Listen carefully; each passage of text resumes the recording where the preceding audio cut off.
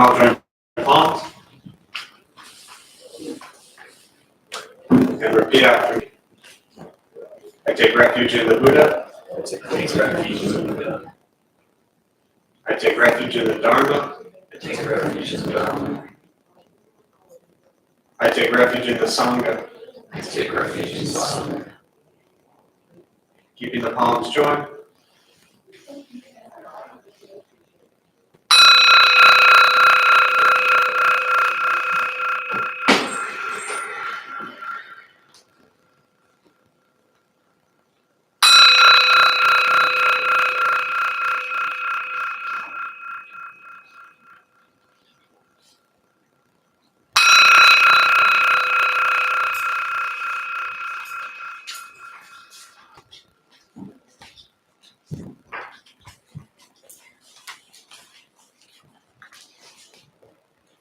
With palms down.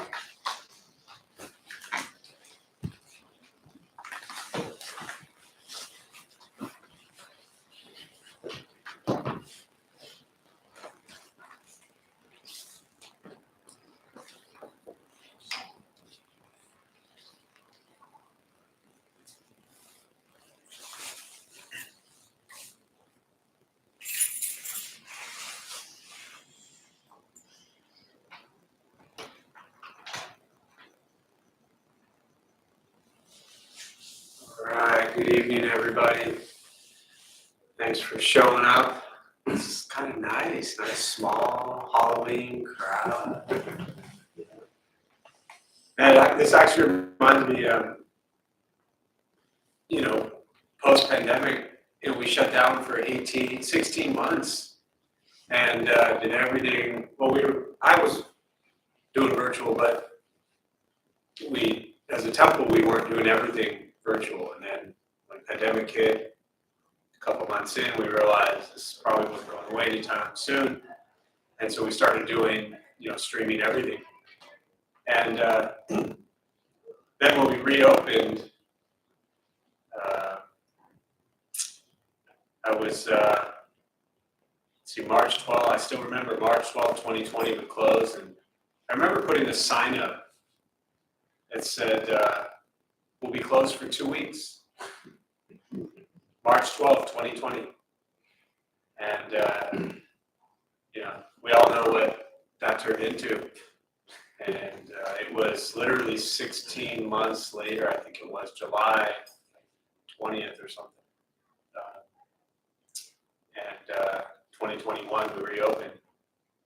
And man, what a crazy time that was.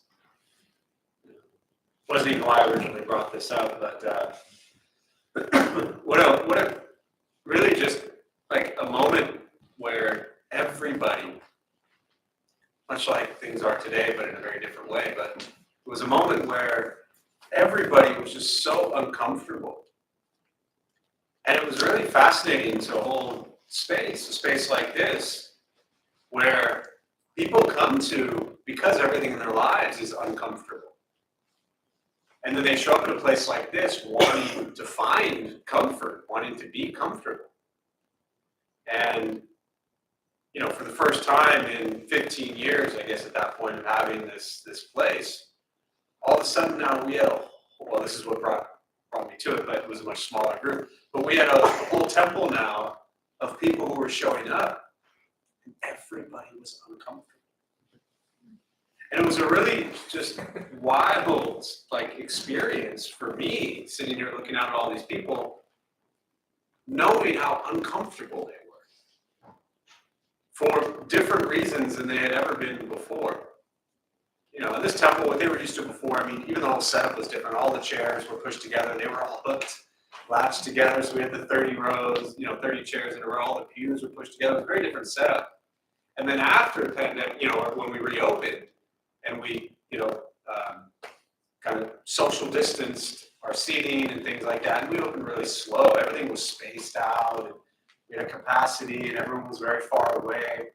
But it was the craziest thing that still people would come in and everybody was looking at the person like, who's sitting next to me? Are they sick? Are they okay? Like, what a weird moment in time where nobody was comfortable.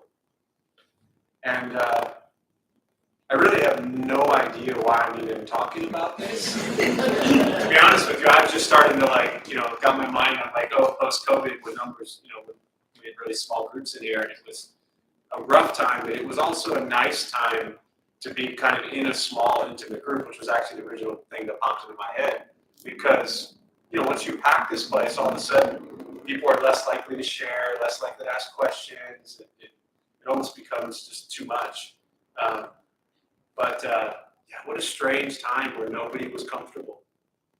And yet, at a time where a space like this and all the spiritual places around town in the world are needed more than anything. And yet there we were, just closed. Religious facilities legally had to close in the San Diego tier system that we were on. So for probably a good almost year and a half of that time, we weren't even legally allowed to operate.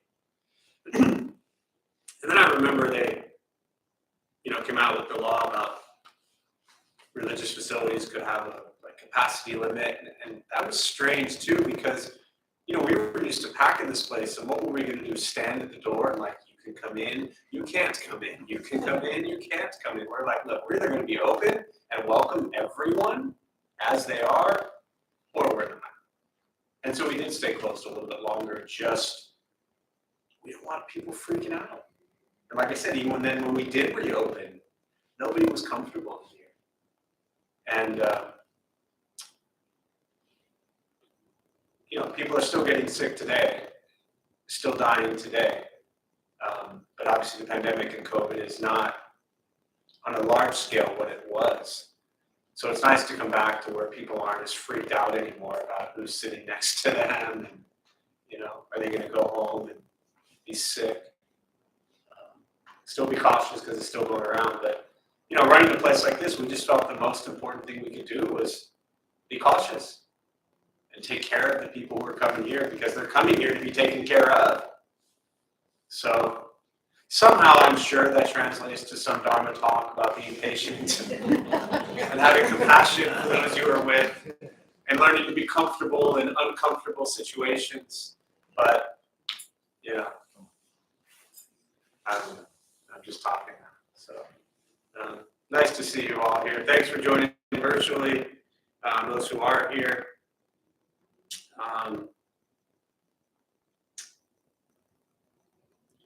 So there's a comment here already that I guess the sound is a little bit off. Wanting to know if the AV team can address it. This is kind of the best we got. It's an AV team of two, and we're kind of dialed in at this point, so I'm sorry if the sound is not so good, especially since Theodore Teddy there is actually joining us. A lot of you, if you saw him, you know him. He's out at sea right now for 4 months, and he just said greetings from the sea. So I'm glad he joined. Of course, tonight you probably can't hear me, but we're going to start with a meditation practice. So for those who might be sitting for the first time, a couple things to tell you before we begin. Nothing's going to happen to you. Right? You're not going to float away. You're not going to have any mystical, magical experiences. The mind won't shut off. You're not going to think nothing. Your mind won't go blank. We're just going to sit and breathe. You'll hear sounds inside, sounds outside. This is life. Life is filled with chaos, and this practice is learning to get quiet and still within all of the chaos. So, posture, you just want to be comfortable. If you are in a cushion, often it helps slide into the front third. Pushing the stomach forward allows the back to straighten. Shoulders are relaxed. Hands can be on the knees or the lap, whatever's comfortable. I will guide us as we begin, and we'll settle into a little bit of silence. And again, to those joining virtually, I do hope you can hear.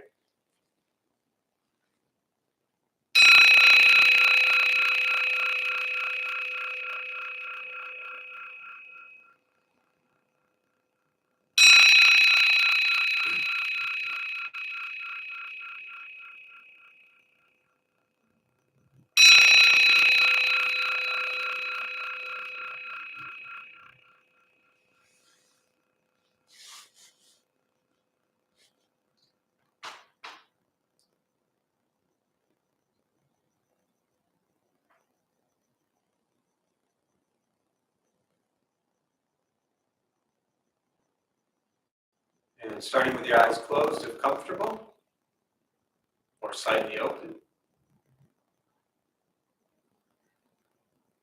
Mouth is open or closed.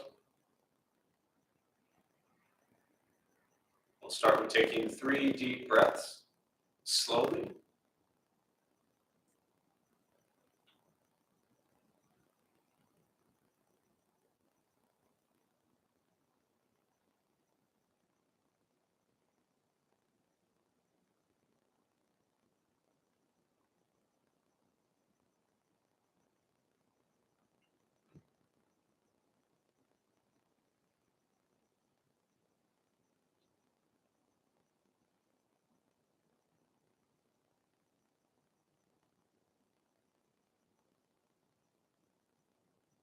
And eventually, settle into a natural rhythm of the breath.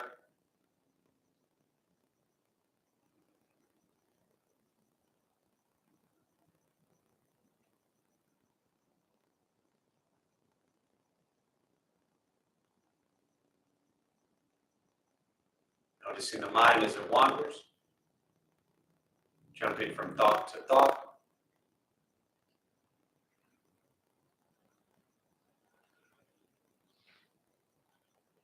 Start with gently guiding the attention, focus to the stomach or chest.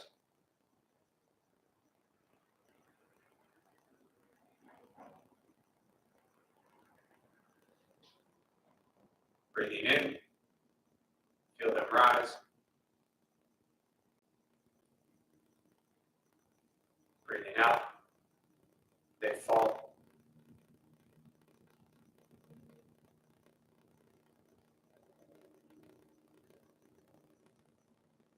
Simply continue this practice, observing sensation of breath.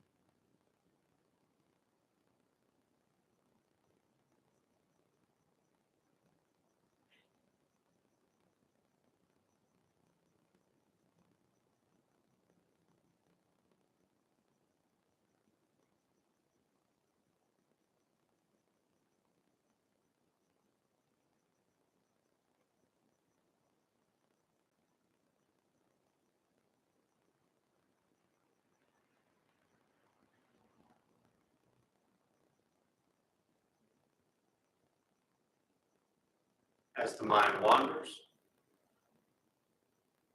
lost in thought, recognize it.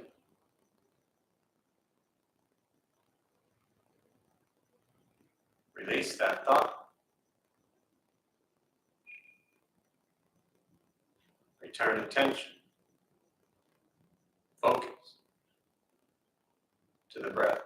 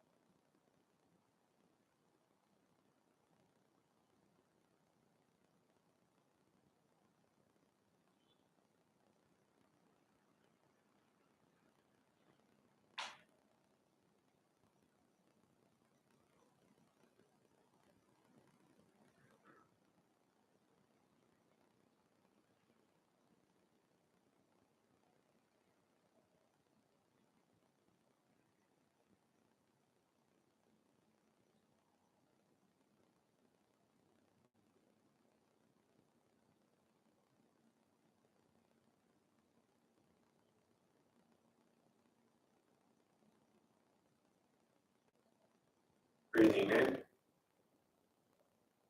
Follow breath in.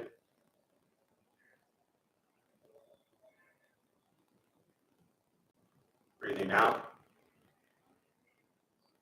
Follow breath out.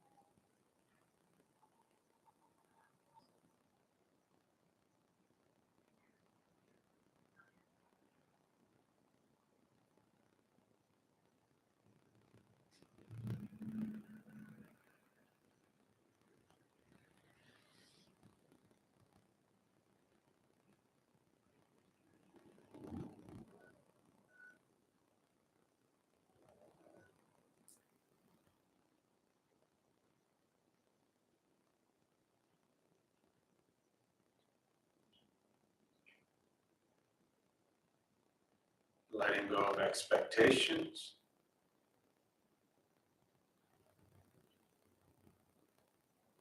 Letting go of judgments from the practice. Just sitting. Breathing.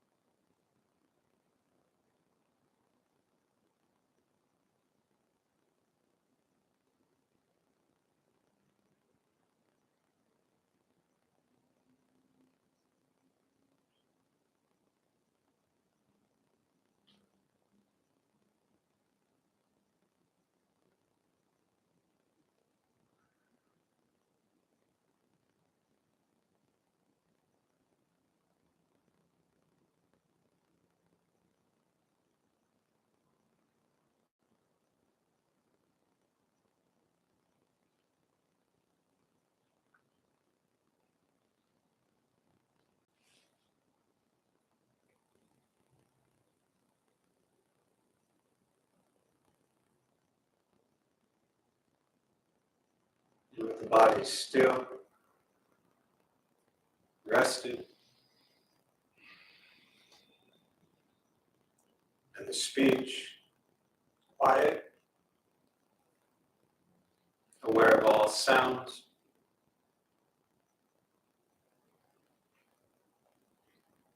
and the mind learning to settle.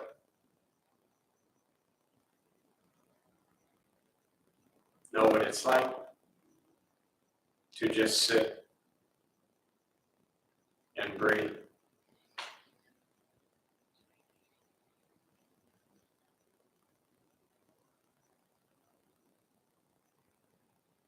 Knowing with each breath, there's nothing else to do.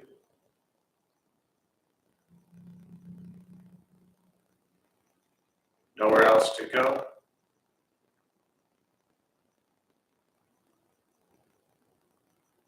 And no one else to be.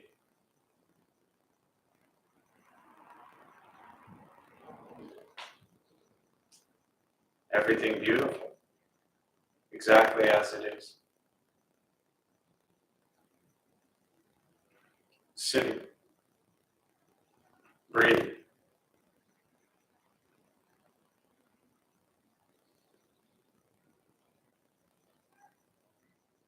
Once again, taking 3 deep breaths, slowly.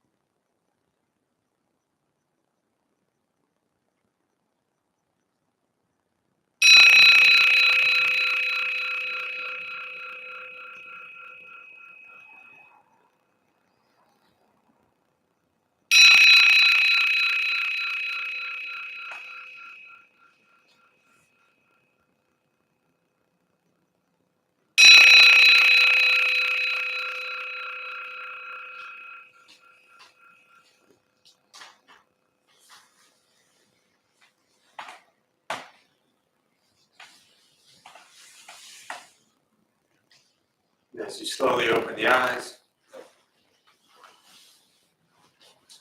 slowly beginning to move. The most important, the practice of meditation, is to recognize how you feel now, immediately after.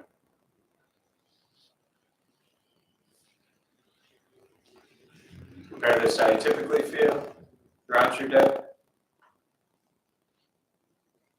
Recognize the difference, if there is one. Ask yourselves how you prefer to feel every day for the rest of your life. Realize every feel now, if it's quiet, calm, and still,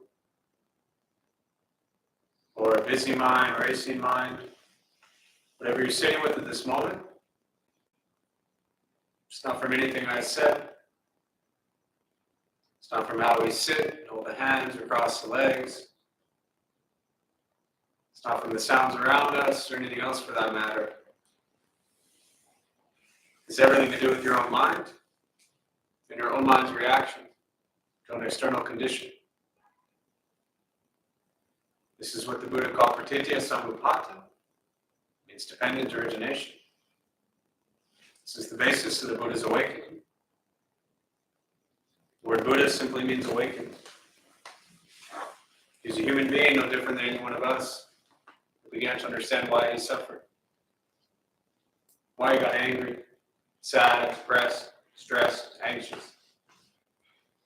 He began to understand the causal relationship of all phenomena. What that means, very simply, for all of us, regardless where you come from or what you believe in or where you think you're going, your whole life is filled with things that happen. You react. More stuff happens, more reactions. That's it. That's what we get. This practice is simply learning what it's like to respond to something quietly, peacefully, still. Because for most of us, the way you responded to the last 20 minutes is quite different from how you respond to everything else that's happening throughout your days. So all we're working on is closing the gap to where the way you feel now is closer to how you feel always. Just as driven, motivated, productive, successful, whatever that means to you in your respective lives. But with a mind that's steady, clear, focused, distracted by nothing, disturbed by no one. This practice is not easy. It's not always fun. It's not an escape. It is direct perception into the present moment. We've had enough escapes most of our lives, and they're typically not good for us.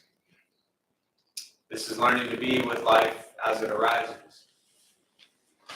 And as we know, as life arises, it can be difficult, challenging, tremendous conflict. It can also be really happy and joyful and beautiful. It just depends on how we see it. Meditation is free.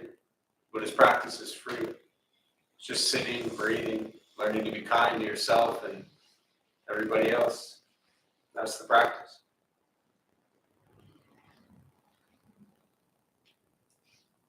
I think learning to be with discomfort is what this path is about. Obviously safe and healthy. But the first thing the Buddha taught is life is filled with suffering. That's the first thing he said. So, while yes, the practice is to understand the cause of our suffering, second noble truth, greed, anger, ignorance, how to overcome greed, anger, ignorance with the practice of generosity, compassion, wisdom. But before we work on overcoming the suffering, or I should say while we work on overcoming the suffering and discomfort, I think it's important to practice being with it. And this is actually a piece that, just in my personal life, personal view, personal exploration of Buddhist teachings, that it kind of gets, I think, skipped. Where we come into this path, any spiritual journey you're on, whether it's here or anywhere else or whatever your practice might be, because we're struggling with things.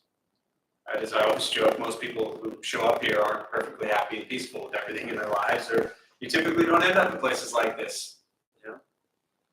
So we're struggling with stuff, and some are minor struggles, some are severe. They change constantly. One day it's okay, the next day it's incredibly heavy. That's life. And so we come into this path and practice understanding that we're struggling, understanding that we're suffering, and that's what drives us here. And then we're like, okay, page 2, I want to get out of it. End it. I've been coming here 6 months. How come I'm still suffering? This shit doesn't work. Come on now. That Buddha didn't know what he was talking about. But I think a big part of this practice is, I don't know, maybe it's like, and I'm just, as always, making stuff up, maybe it's like the first, there's, the 4 noble truths, 1, 2, maybe it's like 1.5, right? Like noble truth 1.5 is to understand that while we experience suffering and we're working on ending, or at least for me, reducing or minimizing suffering, I'm not going to end my suffering anytime soon, I can guarantee that. But can I minimize it? Can I suffer less today than I did yesterday? But a big piece there, while we're recognizing suffering and working on minimizing it, we also have to learn to be with it. Because if we're not with it, then we're not actually seeing it. And if we're not with it, we're quickly trying to escape from it. And then we quickly use meditation, we quickly use Buddhism, we quickly use whatever it might be, just like we use everything else to try to escape from discomfort. And as the Buddha taught, we have, we constantly seek and crave and desire what we want. And we run away from aversion. Things are uncomfortable. But I think there's a big piece that is important, which is be with discomfort. And when you're with it, you recognize what can happen, which is it goes away. It has the potential to go away. It can go away. It will at some point go away. We don't know when, right? Maybe it's 5 minutes from some crazy thoughts you had, and maybe it takes 5 years or longer. But the suffering can and will go away. So, with that, I'll pause and just open up to questions. For me, always, I really just prefer to respond to questions. Meditation, Buddhist practice, anything that's on your mind. And we'll use the rest of our brief time this evening for that. And those who are joining virtually, again, welcome. I'm guessing by the comment, comfort is the enemy of progress. You can at least hear me a little bit, so that's good news.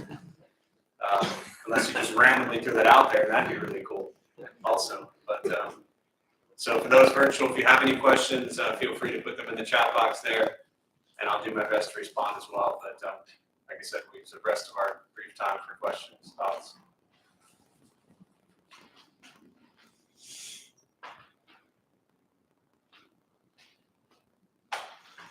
Could you go over the 6 realms? Because it's Halloween and you want to understand the hell realms and the animal realms. So, can I go over the 6 realms? I can. Will I? I'm not sure yet. But let me explain them at least a little bit from this concept. So to back up, for those who might be brand new to Buddhism or maybe day one or didn't realize this or don't know anything about this stuff, often people come into Buddhism and they look at it and they think, okay, well, Buddhism, he was a human, there's no God in play, and so it's just some dude who taught a philosophy, a way of life, and all of that is very true. But understand that the Buddha lived 2,500 years ago in India, where he was Hindu, and there was a belief, predominantly all of them, most of them, believed in Hindu gods and goddesses and Indian cosmology and this whole world system that's very different from what we see today.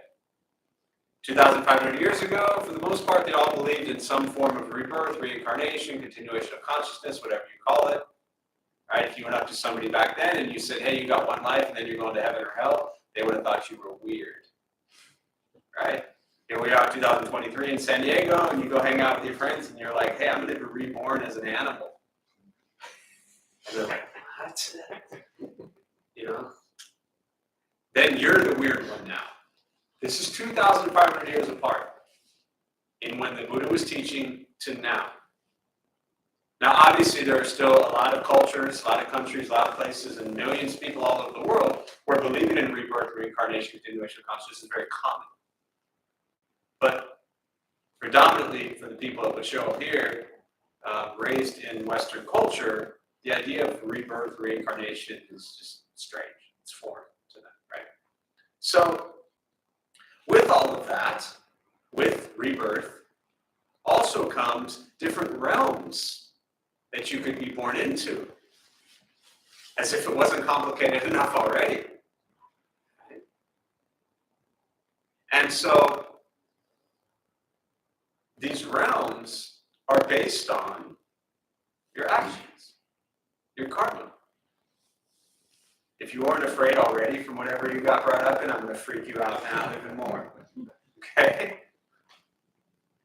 So, our karma, our action, what we do creates our rebirth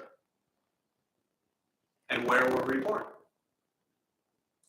So you have 6 realms, okay? You have the hungry ghost realm. You have the animal realm. You have the human realm. You have the godly realm. Then you have the Asura heavenly Buddha realm, or maybe I reverse those two. Okay? And I've always been fascinated by the fact that the animal realms are put below the human realm. Because, man, for someone who's had dogs and cats their whole lives, I don't know, they seem to be doing okay. You know? Like, really okay. But I've never studied in depth the different realms. My approach always has been with these different realms that we could be born into. And when I was out in Taiwan, there was a master who taught life and death studies. And he liked to talk about the different realms that we're in, from hungry ghosts to, hell realms and heavenly realms and animal realms and Buddha realms, that they're all states of mind. You ever woken up and been just really miserable and pissed off? And then the next day you're like, man, I'm on top of the world. And from the moment we wake to the moment we sleep, our mind goes from the hell realms to the heavenly realms. I personally never found a tremendous amount of benefit for me, like in studying in depth what each realm entails, right? Which is, my way of saying you're never going to see me teaching an hour-long course on the hell realms, right? I mean, you can Google it and it'll all be there. But I can tell you this: you don't want to be in the hell realms.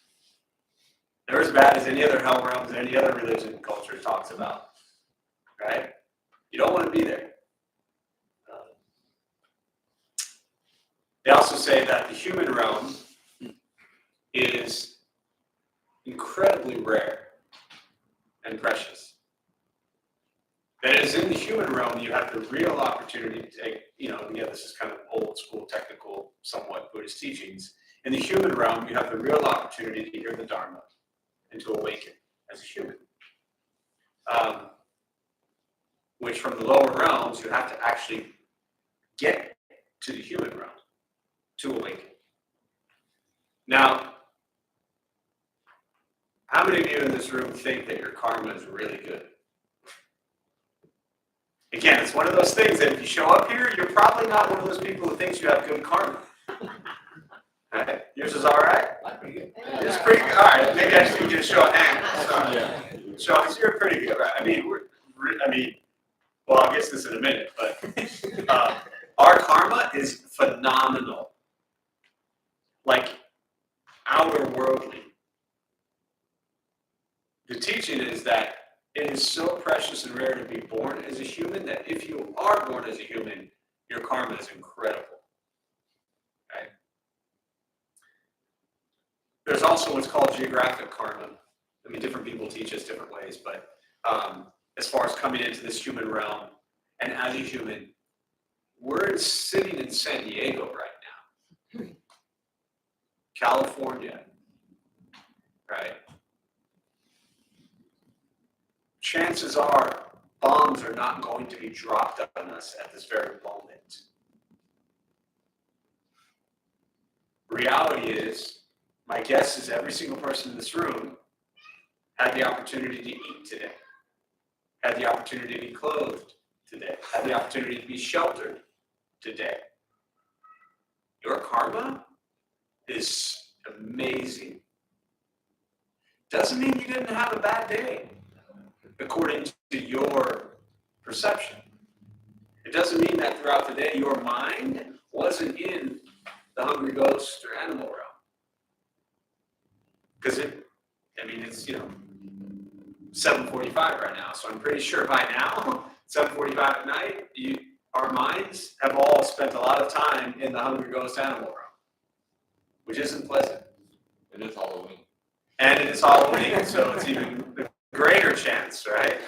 Thank you for pointing that out. So, yeah, the realms are,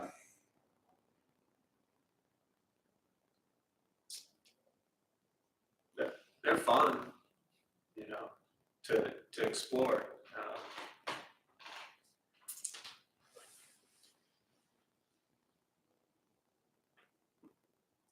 But that's about all you're going to get from me on the realms. Yeah. Yeah. And there's other stories like in the Hungry Ghost realm where, like trying to feed, like you're trying to eat in the Hungry Ghost realm. And they're pretty, have you read much on it at all? A little bit. Like the descriptions about how skinny the ability is for them to swallow, like their, what's that, your throat or whatever it is where you swallow food. Have you read this stuff? Mm-hmm. Yeah. Mm-hmm. And like, they can't eat. They're always hungry. And their throats are so tiny, they can't actually eat. Read this stuff? Yeah, you can't eat. And then like the spoons that they're being fed with Too long. are like miles long, but we're like right here. And so the food is on the spoon and I want to feed you, but the spoon is a mile long, but you're right here. And so it doesn't work. And even if it got there, you couldn't actually and it's bad. Accurate. Yeah, accurate. It's descriptive. Like I said, over the years I've read, little bits here and there, and I was just like, it's not my thing. What's that? Yeah, this is where I'm at. I got enough to work on. Let's just do my best to not go back to a lower realm. That's really what the practice is. Right? Let's just try to stay here. They also say there's a teaching about being born into the human realm, that the odds of being born into the human realm, this is a pretty common Buddhist story, but it's like, imagine there's a turtle, like a sea turtle, obviously, floating in the sea, and somewhere in the ocean. And in the same worldly ocean, somewhere else, I don't know, some other ocean, there's like a piece of wood with a hole in it. And every 100 years, the turtle pops its head up once. That the odds of being born as a human are as common as that turtle's head popping up and actually going through the hole in the piece of wood. Like that's how rare it is to have this human life. Since we have it, don't waste it. Don't waste it.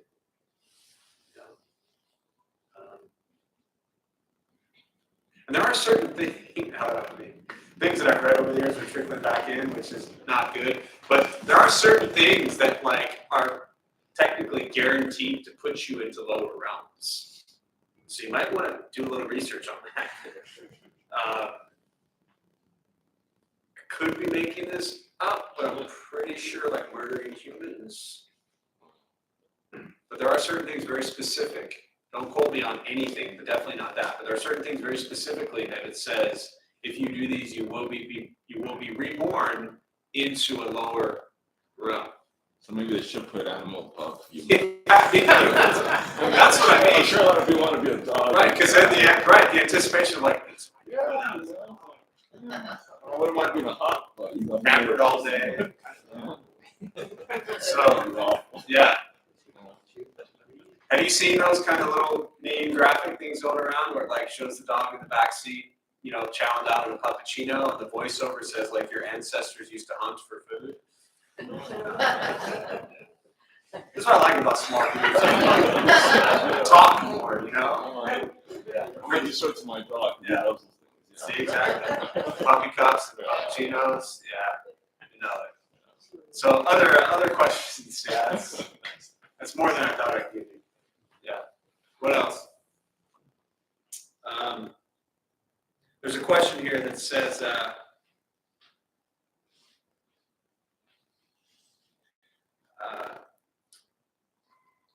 yeah. So the question is, how can we support and contribute in a compassionate manner to someone who is experiencing suffering? We help those who want to commit suicide.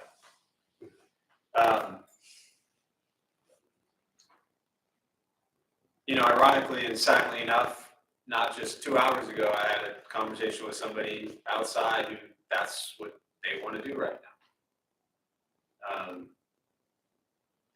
And I think, the nature of your question is really, there's many layers to it, but the first part, I want to address that first, which will address the second part as well, but I also want to address the first part almost independently from the suicide part, which is how can we support and contribute in a compassionate manner to someone who is experiencing suffering? Because obviously we will encounter and interact and have and know loved ones who are suffering that maybe is not what they're thinking about.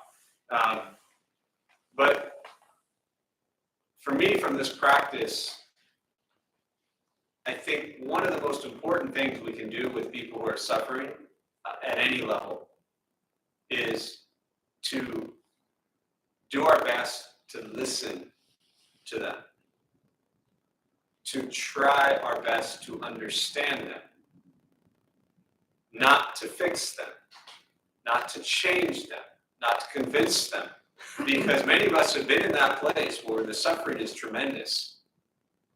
And when we are feeling that deep pain and suffering, having somebody tell us to do things differently doesn't work very often. But if the individual can feel supported, and actually I think you even said, how do we support? I think one way to support them is to listen to them, to let them know that you're there for them, to offer help, to offer whatever you can in a way of support, but to genuinely, deeply listen with an open heart and an open mind without trying to change them. I'm repeating this, but without trying to fix them or correct them.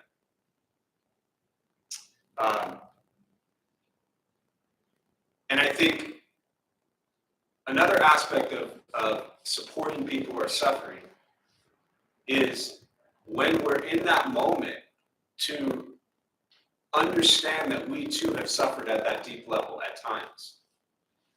And this is where it's going to differ, but ask yourself, in that moment, what would you want? How would you want to be supported? It doesn't mean it's always going to work, but if you can understand the pain and suffering that you have experienced, it might help you understand how to be with someone else who's experiencing pain and suffering.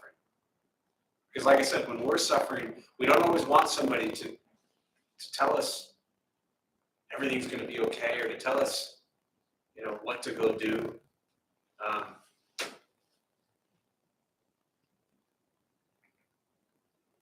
And the second part about how do we help those who want to commit suicide, and I'm really just pondering whether I want to repeat what I said outside, because out of context it might seem harsh or strange. But I think wanting to help people who are at that place, first is understand, are you even in a place professionally, emotionally, trained, knowledgeable to know how to handle someone in that situation? And in most cases, most people are not. So I think first and foremost, you want to do your best to get people professional help and have people who know how to handle it. And you as a friend, as a loved one, as somebody you care about, You can be there for them. You can hold their hand with them. You can walk them to make the phone call. You can stand right by their side.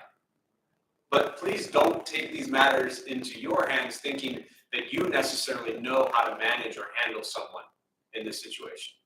Because in most cases, we don't. Yeah. Call 988. 988, right? Yes, it's a crisis line. Crisis line. Don't have- Yeah, no, thanks. Anything that doesn't have- Yeah, appreciate it. So that's one thing. It's just, if it really seems that immediate, then get professional help. I ultimately walked away from that situation I was referring to, knowing that I don't know what this person is going to go do. And we don't. We don't know. And ultimately, each individual is going to make their own choice. And all we can do is offer them help and love and care and attention and understand that, and the people in this room, almost all of us, have thought it, have been affected by it. It's a part of our lives deeply. But understand that try to remove shame or blame or fault from any of these situations. Whether somebody is thinking it, whether somebody has done it, try to remove these ideas of blame or shame or should have done this or should have done that. We can't control what people do. And each individual is on their own journey, and they're going to make their own choices. And again, I think coming back to your question, open heart, just loving them as much as possible.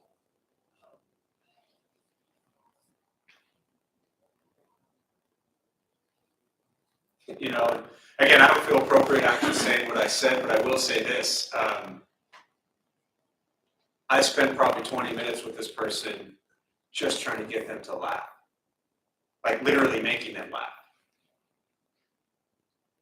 Because at that moment, I felt that was the best that I could do. In their state, just get them to laugh. And you pray for the best. But you can't own that. So, I don't know if that's helpful at all. It's heavy stuff. And I appreciate you asking. What else? Any other? And please, if anybody else wants to share on that or touch on that, or anything at all, other questions or thoughts? You're welcome, sir.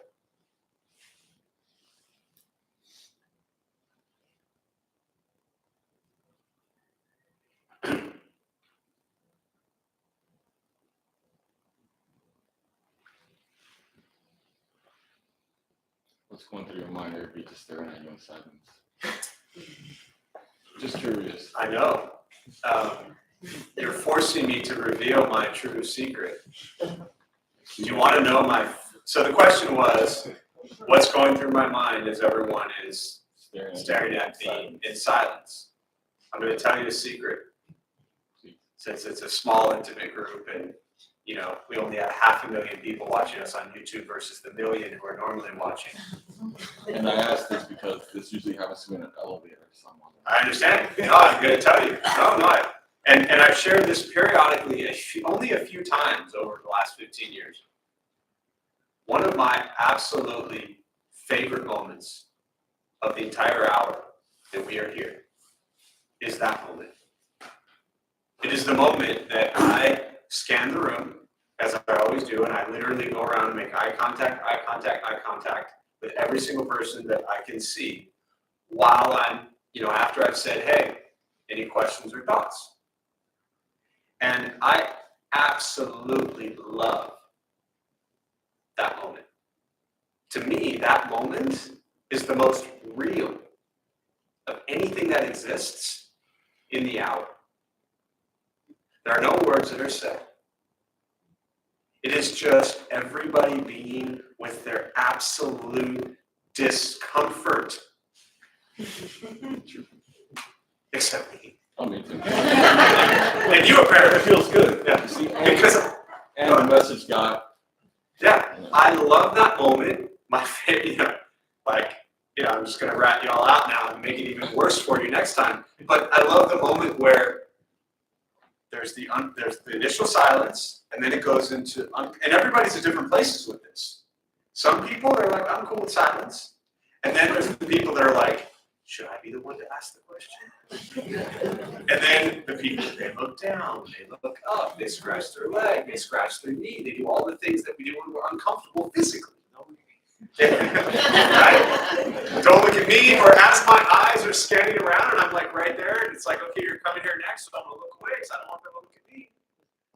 And then you get like the different personalities in the Sangha in the community. It's the person's like, okay, fine, I'm gonna ask to free everybody from their misery. So then somebody finally like, I'll ask a question, and everyone else is like, oh, finally. But it's like, I love, and I'm not, setting this up for next time, but the last time I shared this, then the next time when I led, that first moment of silence started, and then everybody was like, I'm just going to leave in silence. So that's what's going through my head. It's like, man, we're actually just with whatever it is that moment. We are. And that's real. It's a complete illusion, but it's as real as it gets. And I think it's a great moment for everybody here, now that you have the secret, to ask yourself in that moment that someone has asked for thoughts or questions, and 60 seconds have gone by, and you are freaking out, and you are anxious, and you are nervous, and you are uncomfortable, and there's 60 other people in the room who are also not asking a question. Why does that bother you? That's what I want people to explore. Why is it that those 60 seconds are so uncomfortable for you? I don't answer that now. Well, unless you want to answer. No, I'm saying it shouldn't be. It should be that moment that you should actually take in. Absolutely. It should be that moment that you take in. But for some reason, because the stage, and I'll close with this thought, because the box, as I always talk about, that we're trying to shatter, the stage has been set, that we've now opened up to questions. So just because I say that, automatically people assume that there's supposed to be questions. Don't assume that. I just said, now we'll open up to questions. Maybe there are no questions. But we now have an exact box that we have set in our mind that says there's supposed to be questions. And we're all not doing what we're supposed to be doing right now, which is asking questions. And how long can we sit with something that isn't how we want it to be? If you can figure this out in yourself, you will begin to understand your absolute craziness to try to control everything. Because that's what's happening in that moment. We've now kicked into our controlling mind that says there's supposed to be questions right now. And so we all want them, but nobody's doing it. We got an hour now. More information. Right? Nobody's doing the question part. We're all not following the rules. And we don't like that because our controlling mind says this is supposed to be happening right now. So for me, that opportunity for us to sit with just that miserable feeling or beautiful feeling is phenomenal. So thank you for asking that question. Yes. Thank you for answering it. All right. So I'm going to close it, of course, now that we got the whole I'm gonna close on that. Let's see. Yeah.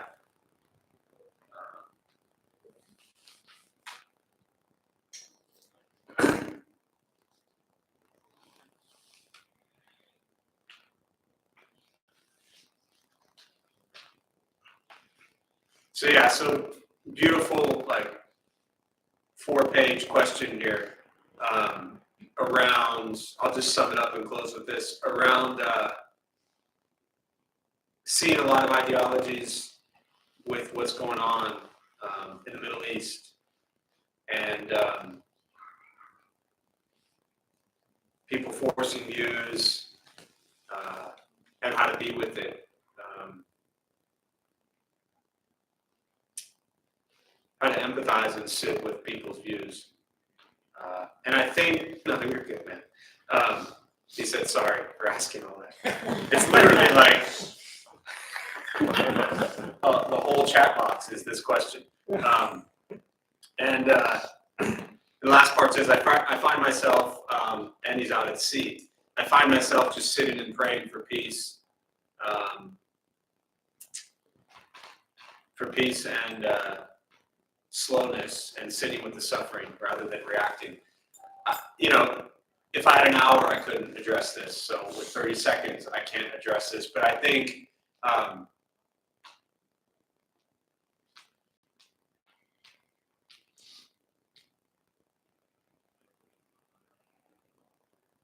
trying to understand why people do what they do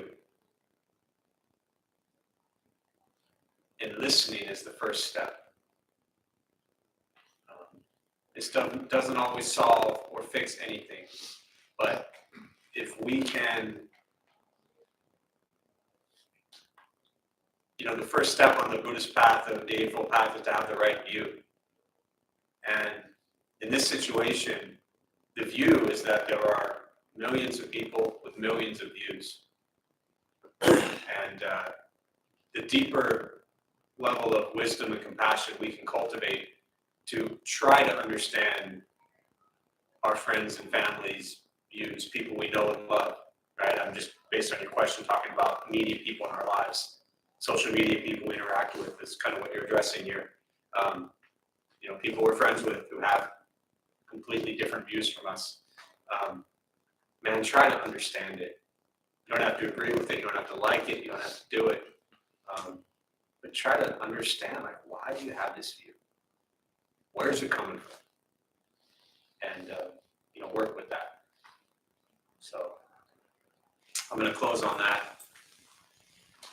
And the benefit of this practice be shared with all beings in all directions. May all beings be at peace. May all be free from suffering. May any merit gained from this practice be transferred to Jeff during his time of healing and to all of those who suffer at this time.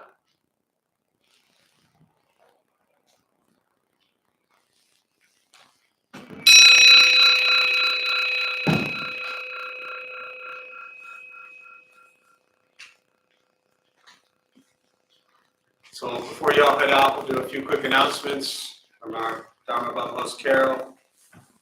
Thank you, Carol. Hi, everyone. I'm tonight's host. My name is Carol. We opened the Dharma Bum Temple 17 years ago to introduce Buddhist practice to those who show up. Those who lead are not nuns, monks, gurus, masters, or teachers, and are not looking for students. They are simply practitioners sharing their interpretation of the practice. Every night we have different classes led by different people from various Buddhist traditions. We have a recovery sangha that meets several times a week for anyone with addiction, and our food redistribution program is every Thursday at 5 p.m. We have classes and programs every day, and everything we offer here is always free. The full schedule is on our website and also posted in the entryway above the shoe rack. We have a lending library. If you see a book you like, feel free to borrow it, then bring it back whenever you're done with it. Please straighten your seat or cushion before you head out. If a few people could stay to close and latch the windows, that would be helpful. Thank you for being here. We wish you well and hope to see you all again. Thanks, Carol. Thank you.